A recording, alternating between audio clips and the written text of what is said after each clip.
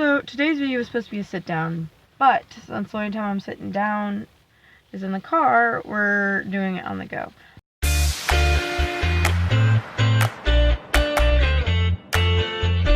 Today's video was requested by My Deaf World from YouNow. She is kind of on YouTube. She only has one video, but mostly on YouNow. She's actually deaf and she teaches ASL, and she's one of my favorite people. Hello, Tanya, if you're watching this. She also reads lips.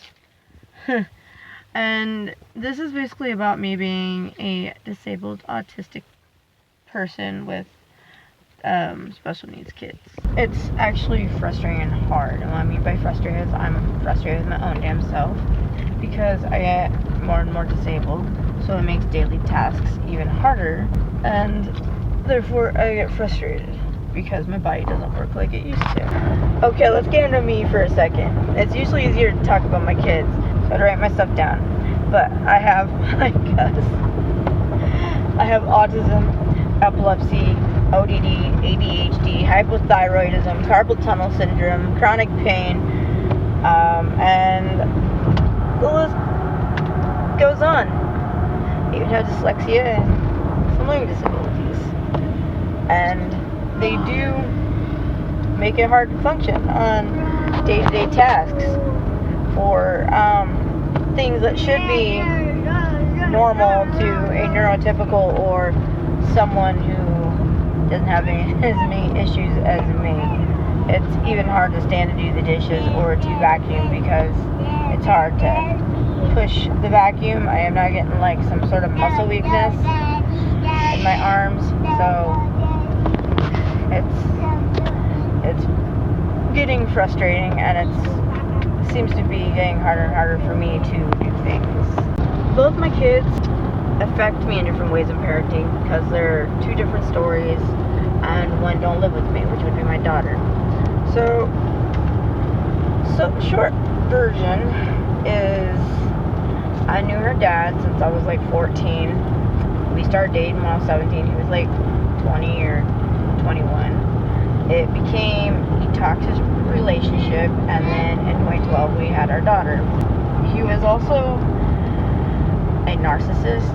I still think like their whole family are kind of narcissists, and they like manipulate the system pretty well. They just kind of like turned on me, and then next thing I know, we are fighting over our daughter.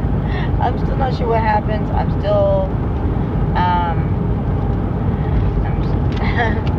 trying to figure out what happened, and just going by what the courts tell me to do. She has scoliosis, some form of sensory processing disorder, and now we are looking in to see if she's autistic. Both me and her grandma from their side think that she might be autistic, and I just go by what I observe and what they tell me, and she does seem to have a lot of signs. But with her, it's more of a mental health issue because of how they slandered me in court, and how they tried to keep me away from her, and how their parenting overrode my parenting. So really, even though I have rights, I didn't get any type of say, and how they withheld information on her and her appointments, and it just gave me severe depression, and it was hard. They did start treating me like a person and telling me a little bit more once we did go to court, and they threatened to put her in foster care system. But that's the short version of her. So hers is just more of it was more harder on my mental health than anything. And now the visits are just a little complicated, and they're like inconvenient because of all the things I have to do. So it'd be easier if I didn't have supervised visits with her, but it is what it is. And even though our new attorney said that I don't need them, he's not really been doing anything, and I've had for 2 years, so he may get fired. I may go more in depth on this in another video. I know people have had questions about it, and I am currently writing a book that will have more in depth on her story as well. I have like 4 journals dedicated to her, and I just deciphered like the very first one and kind of threw the second. So there's that. Co-parenting has not been a thing with her, so it's been a struggle, and it's been very, very hard. So with my son, however, it's a whole different ball game. I'm also gonna say that kids don't really see each other, so they don't really have a relationship, which is very sad, but there's not much I can do about that. They used to see each other quite frequently when we had the visits at the old apartment, but then it was harder getting Summer out of the house. Like, she doesn't want to go nowhere. Then we started having them there, and the reason it's inconvenient is because of all the things I have to do around Gus. But they still didn't see each other a whole lot, and now they see each other even less. And with my son, it's just more of a physical issue, but that and COVID has done some damage on my mental health. I'm not gonna lie. I've had a couple meltdowns since COVID, and it frustrates me. I really haven't had meltdowns in a while. I have more shutdowns because I'm pretty good at masking and trying to find coping skills, but for some reason when COVID hit, I've had nothing but meltdowns and shutdowns myself, and it's frustrating me. Now with my son, it's more of a physical issue. I mean, it can be kind of mental depending how much I get frustrated with myself. But he takes a lot of one-on-one support, and he used to be nonverbal, like completely nonverbal. Now I think he would be considered semi-verbal because he does do some verbal, but he also does some pecs, and he still does sign language. So sometimes we are fighting in sign language, but he seems to process it better when you're doing sign language. I don't know. It seems like it's easier having conversation with him with sign language than trying to talk to him.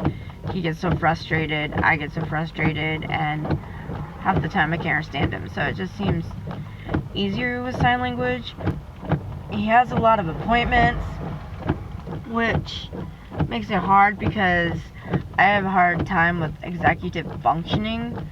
So it can be hard for me to make appointments and get up and do what I'm supposed to do and do what needs to be done, basically. And because of this, I can get autism burnout, which can last for weeks or months. For those of you who don't know, my son has autism, sensory processing disorder, microcephaly, hypotonia, asthma, and a language delay. He's been a lot of work since day one, to be honest, and I'm a lot better with it, like with coping with it now than I was then. There was even times that I wanted to melt down with him. His meltdowns lasted for almost 4 hours when he was younger. And when he has a meltdown, it's hard to figure out what triggers it. And I try to let him have a space and do his meltdown on his own, because just tampering with him will make it worse, and he can get very violent. Now we're going to be homeschooling because of COVID. Oh my god, we're on the hunt for fabric to get a mask made for Gus, and the struggle is real, y'all. We just left Walmart, and now we're heading to Hobby Lobby. Because of how Gus was when he was younger, I didn't get much cleaning done. I never cooked. We practically lived out of a microwave unless someone was there to watch him.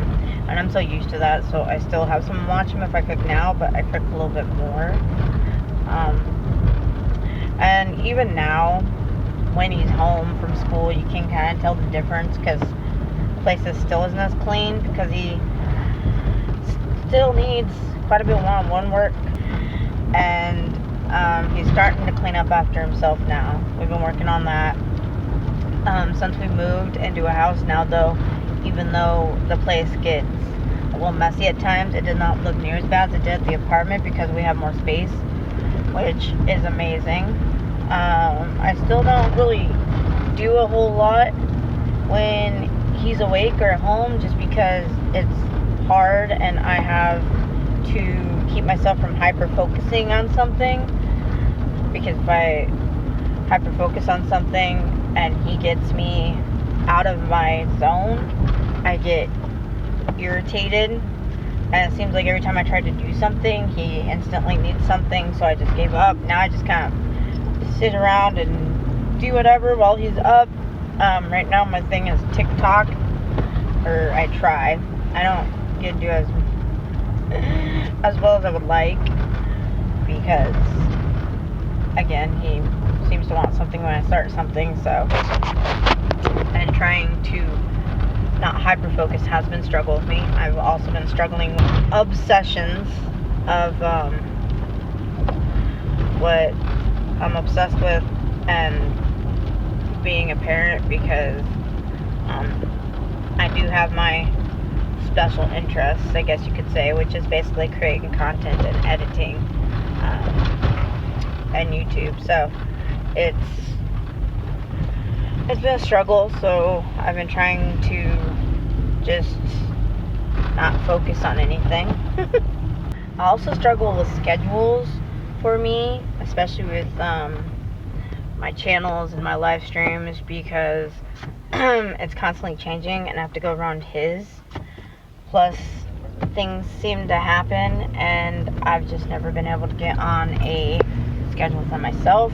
I'm trying to do the live streams now since I live with Tim, but it used to be that when I was getting on a schedule and trying to do stuff, people would call or something, and it would really irk my nerves because I only had so little time, and I still only get so little time to do things because he does take a majority of my focus. So I've tried not to totally focus on it anymore, and I've been a lot happier with that, and content doesn't come out as much as I would like, but I am the primary caregiver, and when I was living at the apartment, it was just me. Tim was around, but we didn't live together, and he left around noon or 1 to go home and do his thing and then get ready for work. Now that I live with him, I get a little bit more time to do things, and it's a little bit easier, but I'm still the primary caregiver. He works at nighttime, and then since we've been at the house, he's been getting stuff done around the house, so I've been the main one with him. They've put up a security system, they've done stuff in the basement, they've done stuff in the attic, so when he's not focused on something, he does help so I can get something done. But because of this, I'm doing a sit-down video in the car. I need a ring light, y'all, because a ring light would help me be able to do content at night. I can't drive, so that kind of plays into a few factors.